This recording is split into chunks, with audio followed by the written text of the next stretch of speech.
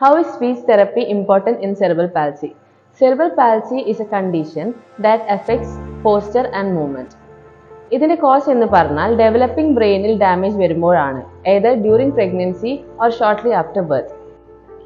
Early symptoms of CP are poor feeding, abnormal reflexes, abnormal muscle tone, asymmetrical movement patterns. ഈ symptoms parents neglect ചെയ്യാറോ അതോ ഇത് normal ആണെന്ന് വിചാരിക്കാറുണ്ട്. പക്ഷേ as baby gross അത് prominent ആകാം. ഈ സിംറ്റംസ് ഒരു കുട്ടിയിൽ ഉണ്ടാവുമ്പോൾ അവരുടെ ഡെവലപ്മെന്റൽ മൈൽ സ്റ്റോൺസ് നോർമൽ ആണോ എന്ന് നോക്കുന്നത് വളരെ ഇമ്പോർട്ടൻ്റ് ആണ്.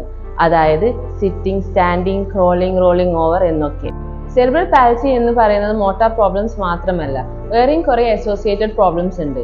Like pain, intellectual disability, speech and language issues, behavioural issues, visual, hearing issues etcetera. Cerebral പാൽസിന്റെ അസോസിയേറ്റഡ് പ്രോബ്ലം ആണ് സ്പീച്ച് ആൻഡ് ലാംഗ്വേജ് ഇഷ്യൂസ്. ഇവിടെയാണ് ഒരു സ്പീച്ച് ലാംഗ്വേജ് പെത്തോളജിസ്റ്റിന്റെ ആവശ്യം വരുന്നത്. സ്പീച്ച് ഷോറിൽ സെറിബ്രൽ പാൽസി ഉള്ള കുട്ടികൾക്ക് ട്രീറ്റ്മെന്റ് അവൈലബിൾ ആണ്. നിങ്ങൾക്കോ നിങ്ങൾക്കറിയുന്ന ആർക്കെങ്കിലും ഇതേപോലത്തെ പ്രശ്നങ്ങൾ ഉണ്ടെങ്കിൽ പ്ലീസ് കോൺടാക്ട് അസ്.